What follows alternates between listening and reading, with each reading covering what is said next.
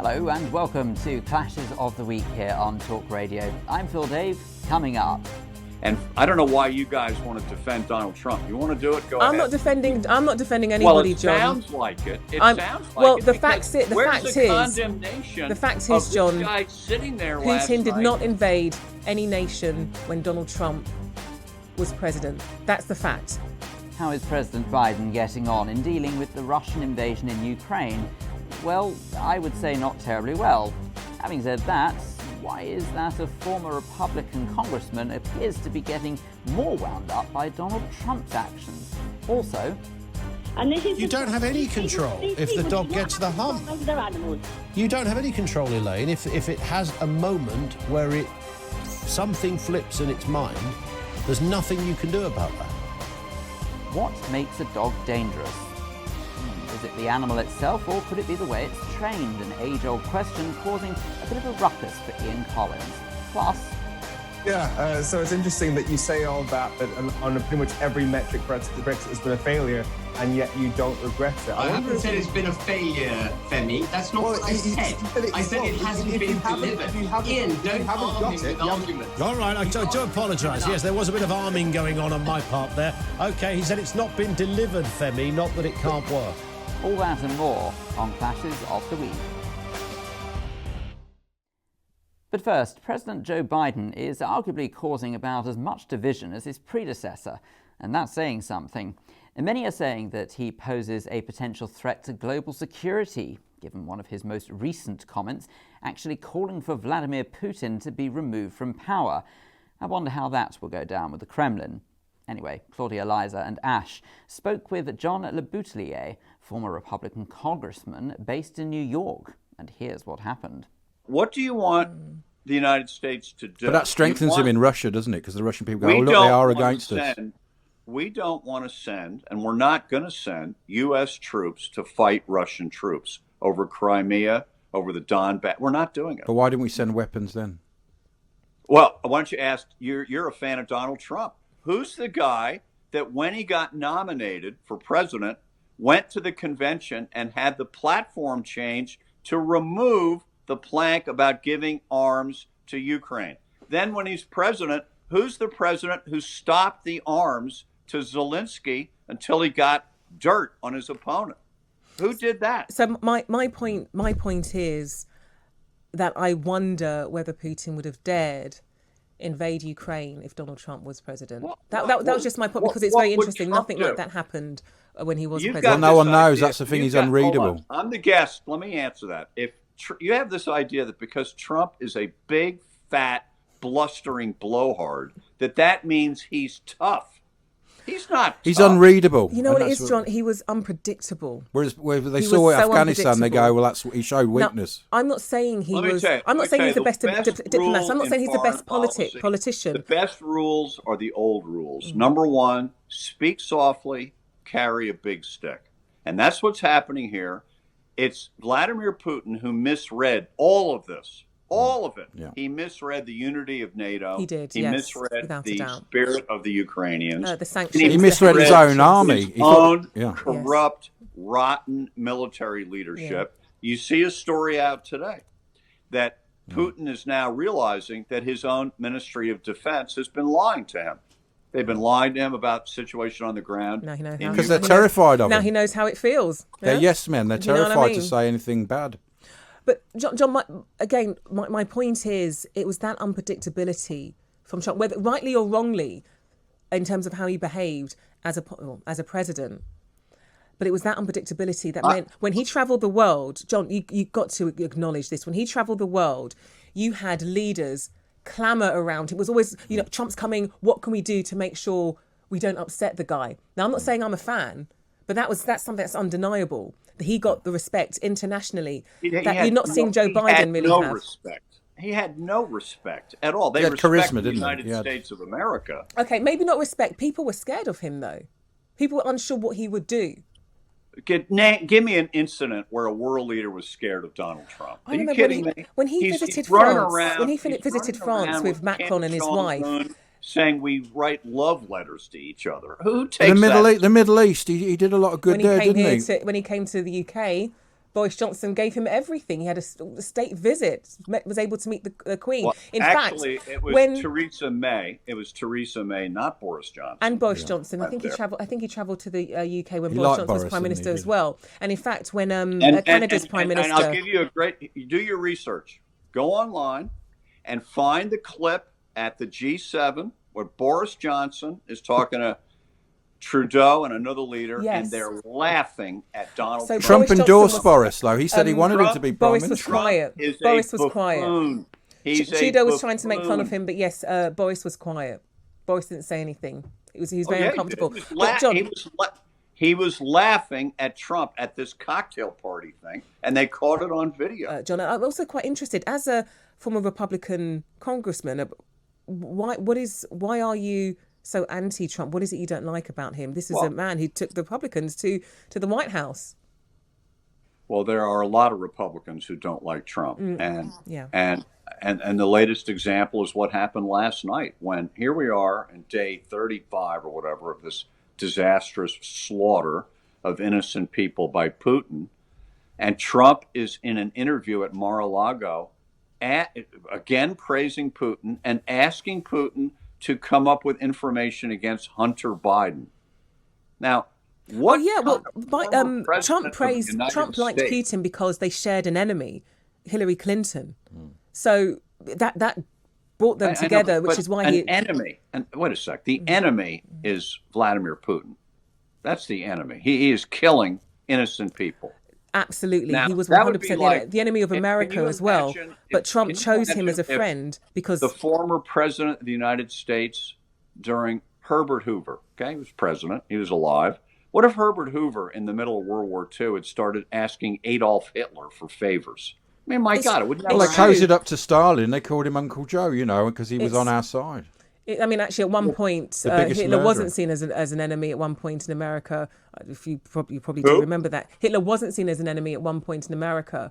Well, once communism we was got more of a into threat, war was on more of a threat to December America 11th, than fascism. He was the enemy, and we are in a war today with Vladimir Putin.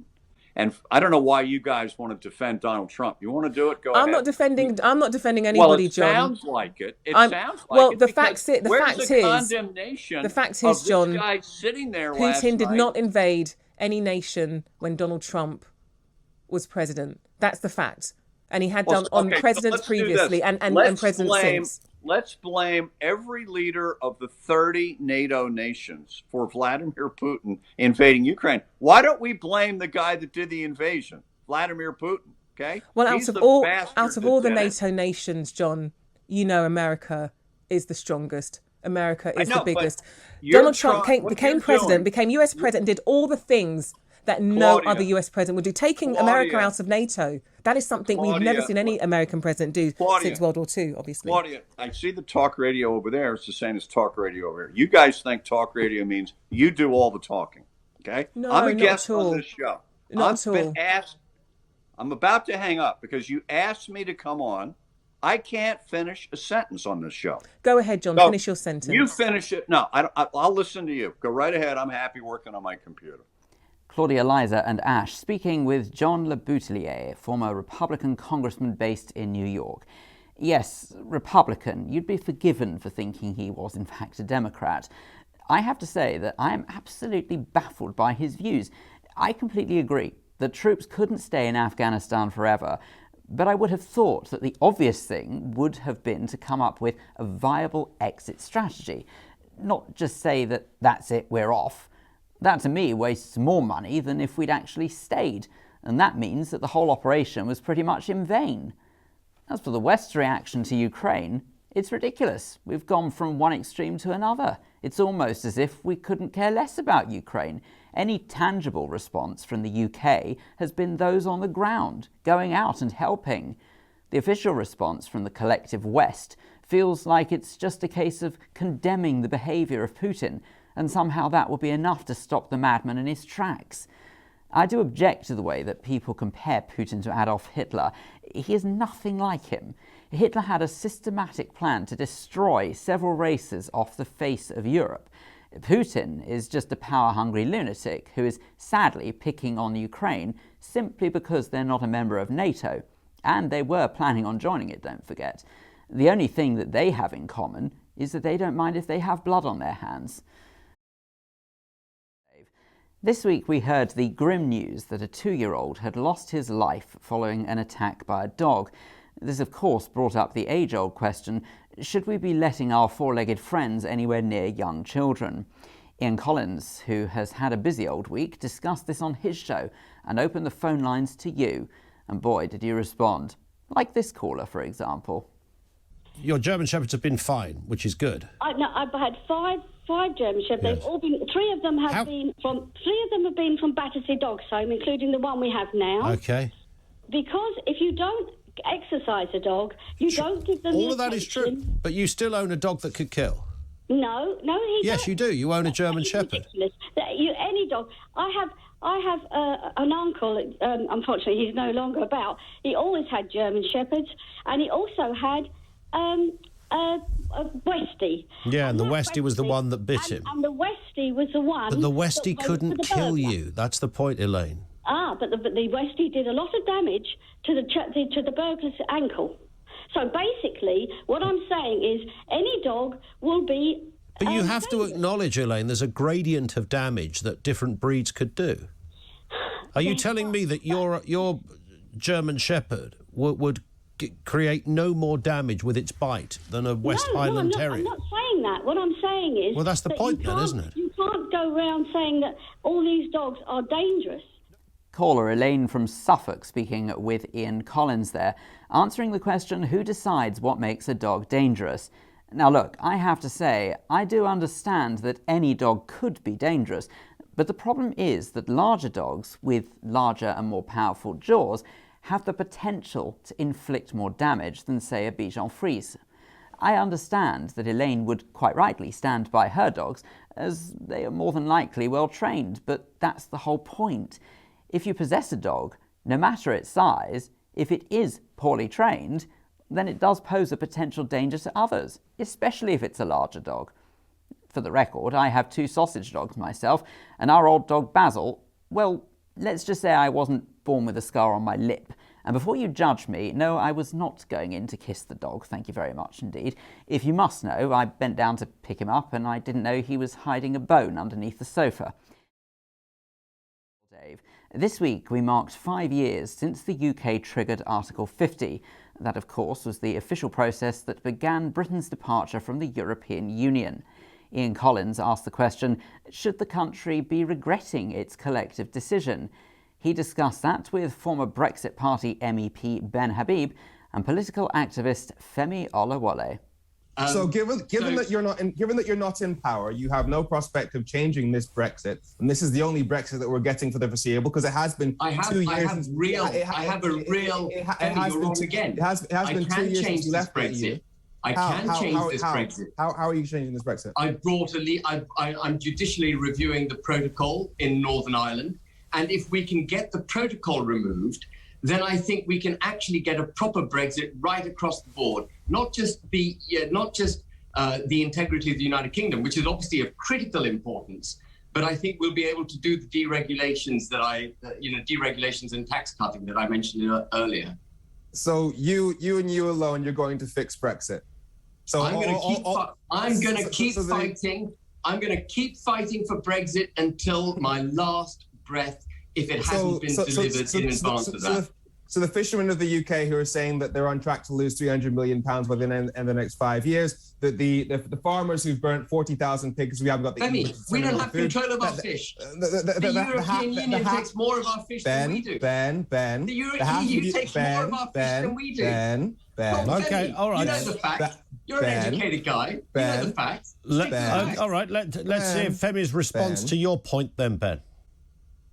The half of UK export businesses who said that they've either had to reduce or stop selling to the EU altogether. You and you alone, you're going to fix all of that.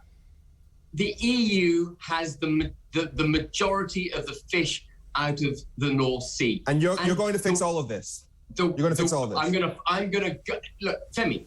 The Brexit would not have happened, we wouldn't have had to vote in favour of Brexit if people like me had sat back and thought, well... And look what you've done to our country. The whole point about caring about your country, about fighting for what you believe is right. And I appreciate that you may disagree with what I believe to be right. But the whole point about living in a democracy is the ability to have your voice heard and to make it heard. And I will go on doing the best I can for the United Kingdom until we get the Brexit that was promised to us. The entire country. Who is going to deliver that, Ben? Because you obviously don't trust now. I would imagine your faith in Boris Johnson has vanished completely. So how does what you want to happen? Well, if we win in the Supreme Court on our judicial review, the protocol falls. And we've got to put the customs border where it should always have gone, which is on the border between the Republic and Northern Ireland. Yeah. Oh, do you ever get deja vu? How are we still banging on about Brexit? I have to say, I completely agree with Ben. I don't understand how we as a country found it so difficult to say to the EU, it's this way or it's your problem. The number of areas that are still feeling the pinch from the EU, whether that be fishing or the border in Northern Ireland, to name but two. I'm so pleased Femi learnt Mr. Habib's name. Oh, you didn't catch that? Have a listen to this. Ben. The EU takes more of our fish than we do. Ben. Okay, all right. You know the facts. You're an educated guy. You know the facts. All right, let's see if Femi's response to your point then, Ben. 13 times he said his name, in case you were wondering. Look, the bottom line is, if it weren't for those still mourning the loss of the UK, which I believe should be flattering, they are the ones who continue to make the actual departure from the EU that we actually voted for beyond the realms of reality. Those who say they believe in democracy are hypocrites if they are actually satisfied with what we've ended up with. Oh, and this notion that Brexit is somehow responsible for the rise in the cost of living, well, if I'm not mistaken, we don't get our fuel from the continent, and as for the rising cost of energy, no one is stopping us from utilising the energy on these very shores. Welcome back to Talk Radio's Clashes of the Week with me, Phil Dave. Now, who says there's no such thing as being too early for a good old scuffle? Well, we don't, and fortunately for us, James Max was recently joined by London Assembly member Sean Bailey to review the papers. The Labour leader doesn't actually know how to answer the question as to what is a female and various other things. How would you answer this question? Men are being asked if they are pregnant before undergoing scans at NHS trusts in England. Good idea. Impossible for me to be pregnant. I consider myself a man. A female is XX chromosome adult human. I don't understand why you'd ask a man that. That's like asking me how are my wings. I don't have wings. So is it wrong for somebody to say that trans women are women then? Listen, I have absolutely no problem with you living the way you want to live. If you think that you're trapped in the wrong body, make that change. But women are women. They, like I say, they are indeed. But are trans women women? No. A woman has an XX chromosome. It's a scientific fact. So is a trans woman a man then? Well, yes. But like I say, we're all whoever we want to be, except when it comes to, there's realities here. You cannot ask a man, is he pregnant? It is impossible for a man to be pregnant. OK, so doesn't that then lead to enormous amounts of discrimination for those who are trans? If you're going to take that view, then they are going to be identified or they are never going to be able to live their life because you're always discriminating against them. No, not at all. You deal with people in any situation as the situation acts. So, for instance, if you and I are just in the office milling about, our sexuality has nothing to do with that at all. But if you're in hospital and you're spending the resources of this country and we're wasting time asking people who are biologically men, are they pregnant? That has an effect on us all. Yeah, but that doesn't deal with the problem relating to those people who are trans, who arguably are going to be discriminated against because you are not allowing them to identify as to who they believe they are. Simply not true. They can identify to whoever they are, but whoever you are, man, woman, or in between. Yeah, but if you identify as a woman and then you're treated as a man, then that's quite difficult, isn't it? No, if you identify as a woman, right, I'll deal with you as an individual. So, for instance, if you identify as a woman, James, when you come to hospital, me and you will not be talking about if you're pregnant because you're not. It's as simple as that. You're not, James. You're not pregnant. You know what I mean? And I can do that medically. I can ask you if it's quicker, but the point is you're not pregnant. And I will deal with you in a way that's most appropriate for not only you and I, but the rest of society as well. It has an impact. Maybe that is the answer that we have to have, instead of having general views as to what we ask people, that we have to treat people as individuals. Perhaps that's the answer. Going, gone is the headline in The Sun. I'm assuming this is all about that slap. Look, the Oscars talk about disrepute. That's the first thing to say. I talk about relevance. Will Smith has made the Oscars more relevant than they've been for hundreds of years now. The Oscars is pretty boring, and this is what shone a light on it. Should he have slapped Chris Rock? Everybody's saying no, and that's probably correct. He shouldn't have slapped him. What do you mean probably correct? He absolutely shouldn't have slapped him. Hold on. All I'm saying, let me pose the other side. Should Chris Rock have attacked his sick wife? Also wrong. Possibly not, but say, for example, if you walk across, so you're fed up with Mayor Khan, you walk across, give him a good slap and say, will you stop being so ridiculous? Look at the stupid things you've done to London. Look at the appalling chaos you've caused on Londoners. The money you've wasted, the indecisions, the poor decisions, the lack of leadership. Slap across the face, Mayor Khan. If you were to do that, you'd be arrested, taken out, and quite right so. This guy, he's walked up in front of a global audience. He didn't... I agree. The joke was wrong. It was appalling. It was in bad taste. Point, James. Listen, we all know that the slap was wrong. We all know that. Should he have his Oscar taken away? Yeah, no. We should. Why not? Why are actors allowed different rules to human beings? They're not, James. They're not. But the point is this, right? Other actors in the past have done some very terrible things and not had their Oscar taken away. Oh, so two wrongs make a right, do they? No. It's about balance. Because remember, if this was legal, balance? If it was, how can it be balance? He's gone up. He's slapped the presenter. Yeah, but he's doing his job. No, sorry, hold on, James. James, you're still missing one point. Of course, he shouldn't have slapped him. Good. But the point is this: he abused a man's sick wife. Come on. Okay. Where's the comeback for Chris Rock? Is Chris Rock? Where's the comeback for Chris Rock? Hang on a second. I grew up with someone, James, who had alopecia. It absolutely devastated their life. And the fact that someone could be on a stage and just make a joke and then walk off and nobody come back, I think is wrong. I agree. It's wrong too. If Chris Rock didn't know that she had alopecia, I think it sets an appalling example. I think the fact that you're apologising for it makes it even worse. Fine, Shipov gone. It makes no difference to me. But the point is this, right? The Oscars now talk about disrepute. Disrepute is allowing a 3-hour ceremony to be a roast, a public roast. They have. I agree with you. They should never allowed to do that. If they're celebrating actors and what they do in their craft, you shouldn't have a comedian presenting it who's just going to rip into people. To my mind, that is awful. Anyway, listen, we have gone absolutely bonkers and talked too much about too many other things. I'm going to give you. As for the argument of are trans women actually men and vice versa, for heaven's sakes, it's not as black and white as that. How someone wants to identify, of course, is totally up to them.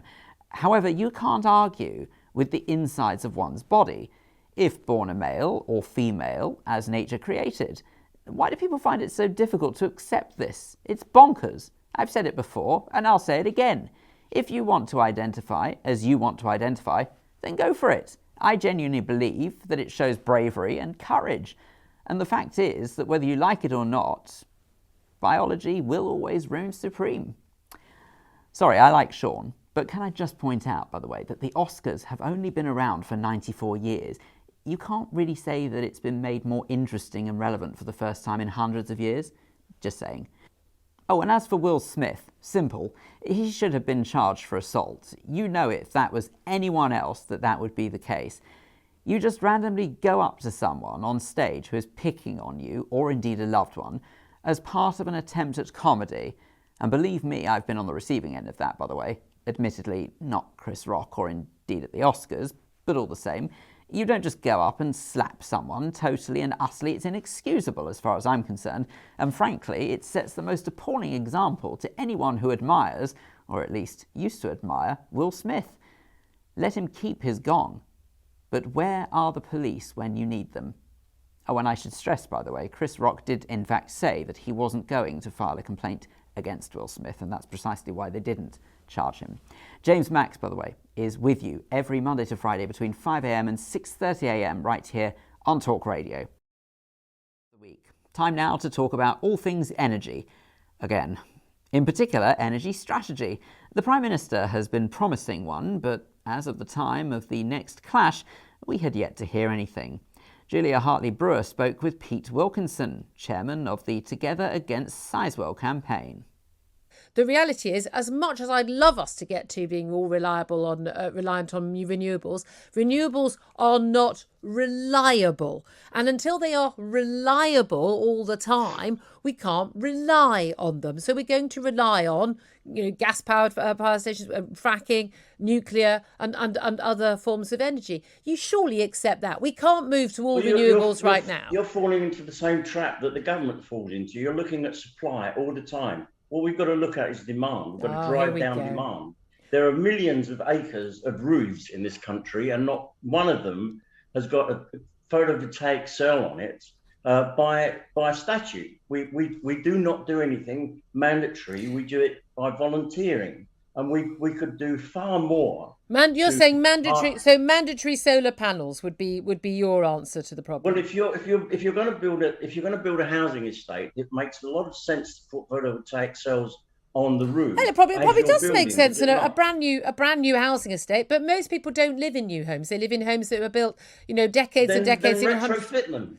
Retrofit them with thermal insulation. Here's the thing. We have the situation right now, one of the biggest issues with renewables is we don't have the battery storage ability. Not just we haven't got them, we haven't got the ability yet to store energy from wind and solar power, or even wave power, for a long period of time. We're going on leaps and bounds. No, we are going on leaps and bounds. But I've interviewed a lot of people, a lot of experts in this field who say we are looking at, probably at least a decade plus away before we can get to that. So it's a decade plus before we can get any nuclear power on stream. Yes, but I bet you something. I bet we get to storage far before we get to. I bet you we don't. Any nuclear electricity. Well, no, because of the planning rules. Who are we kidding? It won't happen that quickly anyway because the nuclear power. But this is the thing: we're not going. Even if we had a solar power on every single roof of this country, we are not going to have reliable, consistent energy when we need it, which is when it usually, by the way, when the sun doesn't shine and at night when we're in our homes and we need heating of the light.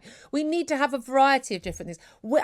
Let's put billions into trying to develop that battery storage. But until then, you're basically saying we need to cut demand. So insulate homes. Yeah, absolutely. But, don't know if you've tried to get a builder lately. I'm not quite sure how many builders you think we've got to insulate every home immediately. The reality is what you're talking about is people rationing the amount of heating and energy they have in their homes. No, I'm sorry. That's absolutely That nonsense. is what you're talking about. It is nonsense. There is more energy falling per square metre on the Earth's surface than we can ever possibly use in the form of wind, solar and tidal. Yes, we have the ability to harness it. We have the technology. But we don't have the ability to jobs. We want millions of jobs, and there are millions of jobs in the renewable sector and retrofitting thermal insulation into housing stock, and we don't do it. Right. Yes. But the point is, we've just discussed the issue that we can have as much energy from the sun on a lovely sunny day, but when the sun doesn't shine or the wind doesn't blow, we don't get that. And even if we do have a good sunny day or a windy day, we don't have the ability right now, and won't for probably at least a decade, the ability to store that. So what you're saying in the meantime, Pete, is that we reduce the amount of energy we use. That's what you think. We should turn the thermostat down, turn the heating off, put a woolly jumper on, and use less energy. That's what you're saying, isn't it? No, that's typical sort of rude way of not being rude at all, Pete. Well, look, it's really not rocket science. If renewable energy relies on certain weather conditions, then how on earth will we know from one day, or indeed week to the next, if we're going to have enough power to fuel the country? Who exactly is going to pay for the retrofitting of these solar panels on all of these old buildings? I don't say it's not a great idea to make it mandatory to build solar panels in new buildings. In fact, I'd go so far as to say it's a great idea. Isn't it just typical, though, to say that Julia was being dismissive? Why can no one have a difference of opinion anymore? We've genuinely forgotten how to debate in this country. Right, I think that what we can take away from that conversation is that we should be all cutting back our electricity in the way we use it in our homes. I don't deny that wasting energy does no one any favours, but to imply people are going to have to start rationing their use, well, just look at how that works in South Africa. Now, Nick Dubois has been doing sterling work filling in for Jeremy Kyle this week, who's been feeling rather under the weather, so get well soon, JK. Nick was joined by Labour's Shadow Attorney General, Emily Thornberry. Let's think about this. A current Labour MP versus a former Conservative MP. What could possibly go wrong? Ah, yes, this. But listen, just on one other subject that we're going to be asking a guest later from the NHS, it's on the NHS, is this report that an NHS trust is basically saying that it's going to ask men if they are pregnant before having scans. What do you think about this? Do you think this is a little madness or sensible? So I think I was looking at this on social media earlier, and I agree with the person who said this, that I really feel that that you'd think that doctors and nurses would have better things to do with their time than asking unnecessary questions. And I think that probably goes for people on radio programmes as well. OK, well, let me ask you one of my listeners' questions, because I know you served under a leader, Jeremy Corbyn, in his shadow cabinet, who always liked to ask questions from the public at PMQ. So indulge me on the same theme, if you wouldn't mind. As they say, actually, the problem I've got with Labour is that I can't trust them on this transgender issue. Look at Keir Starmer. He wouldn't answer the question, can a woman have a penis? Will you answer that question, Emily? Sure. Let me put it this way. I know of a woman who was called Doski Assad, and she lived in the Kurdish region of Iraq. She was 23. She was a makeup artist, hugely in demand at weddings, getting brides ready and so on. And one day earlier this year, one of her brothers tracked her down to her salon, and he kidnapped her, and he tied her up, and he shot her in the head and the chest because he said that she had brought shame on the family because she had been born a man. Now, I don't know whether biologically she was a woman. I know that she had biologically she had a body of a man, and I presume that there are not a lot of facilities available to whether or not she'd had whatever operations were necessary. I don't think that legally she would have necessarily been defined as a woman. But, I think that we should start thinking about people and stop hiding behind some of these slightly silly arguments. All right. Because I think in the end, we should just be talking about people. We should be talking with a bit of compassion, a bit of understanding, and try to come together a bit and to stop shouting at one another. Well, I certainly hope I'm not shouting at you, but can I ask, is that a yes?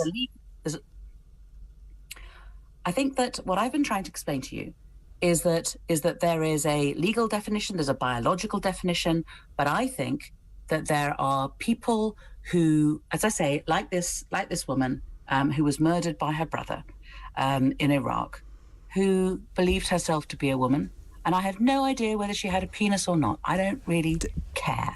What I care about is the way in which she was treated because of hatred and fear. Sure, and I would agree with you on that. I mean, this may surprise you, but we've actually been asking a poll today, can a woman have a penis, believe it or not? And it says 70% of people say yes, 28.4% say no. But you won't answer the question, and you want to lead this country. I just answered the question. So are you saying yes, a woman can have a penis?